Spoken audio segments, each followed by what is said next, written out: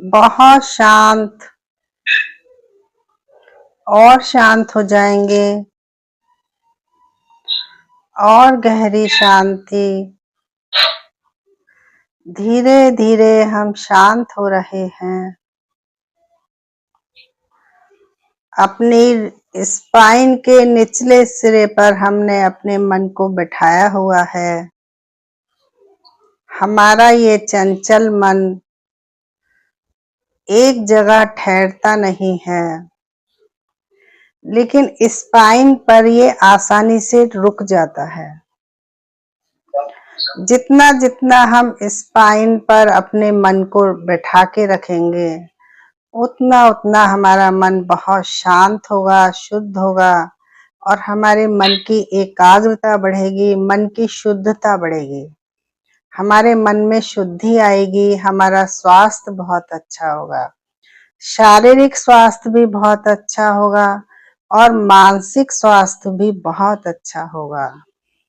ध्यान करने से हमारे मन में एकाग्रता आएगी, मन में शांति आएगी और हमारा माइंड बहुत शार्प होगा। हमारे शरीर का जो ठोसपना है वो धीरे धीरे पिघलने लगेगा और हमारी सांस सूक्ष्म होने लगेगी। शरीर के अंदर जो भी गांठें हैं वो खुलने लगेंगी। तब हमारे मन के जो जन्मों जन्मों के बंधन है वो भी खुलने लगेंगे।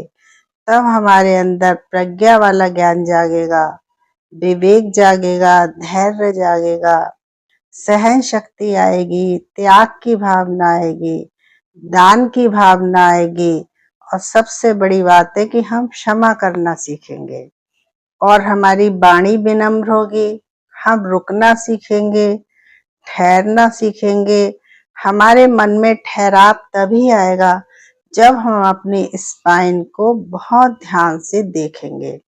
तो अभी आज हम स्पाइन के निचले सिरे पर काम कर रहे हैं, तो हम बहुत अच्छी तरह से पूरे धैर्य और लगन के साथ मन लगाकर अपने मन को वहीं टिकाएंगे।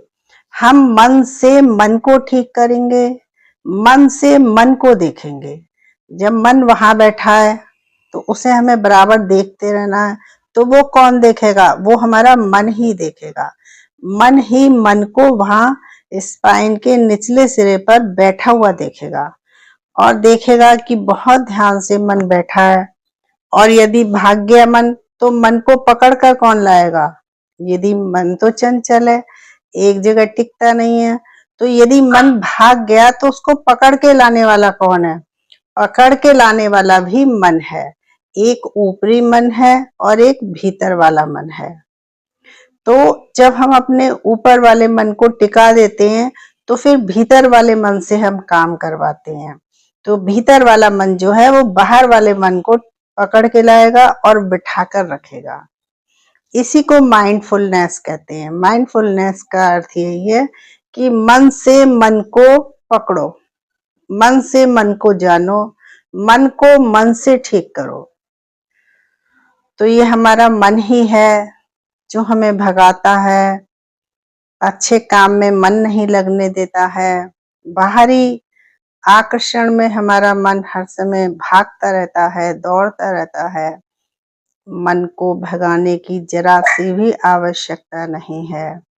यदि नींद नहीं आ रही हो, रेस्टलेस हो, मन नहीं लग रहा हो, तो अपने पैर के अंगूठे को लेट के देखना शुरू कर दें या अपने हाथ के अंगूठे को देखें या पैरों की उंगलियों को देखें।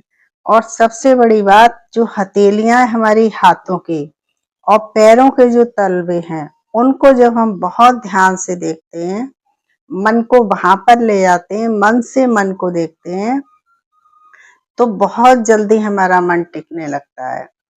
एक बार की बात मुझे याद है कि एक बार जब भी मैं ध्यान करूं तो मेरे बहुत ईचिंग हो, चेस्ट पर, कहीं पर भी गर्दन के नीचे, और मन टिक तो बहुत ही जिद्दी होता है। मन बहुत जिद्दी है। तो ध्यान से और जो लगन से ध्यान करते हैं, समाधि का अभ्यास करते हैं, वो अपनी सारी जो त्रुटियां हैं, जो बुराइयां हैं या जो बाहर भटकने वाला मन है, उस सबको ठीक कर लेते हैं। तब फिर मुझे टीचर ने बताया कि आप अपनी हथेलियां देखें और पैरों के तलवे देखें। तो फिर ठीक हो गया। उसके बाद तो फिर अब कोई जितना जितना हम अभ्यास करते जाते हैं उतना उतना हम एक्सपर्ट होते जाते हैं और हम उत्साह से भर जाते हैं, बलशाली हो जाते हैं, हमारे अंदर साहस आ जाता है, वीरता आ जाती है, हम स्ट्रांग हो जाते हैं और हम डिटरमाइंड हो जाते हैं। फिर हम अपने फैसले खुद लेते हैं, लेकिन सही लेते हैं और फैसले लेने के बाद हम पीछे मुड़कर नहीं देखते हैं। तो इसलिए हम समाधि में बैठे हैं और समाधि में बैठकर हम अपनी स्पाइन के निचले सिरे को बहुत ध्यान से देख रहे हैं।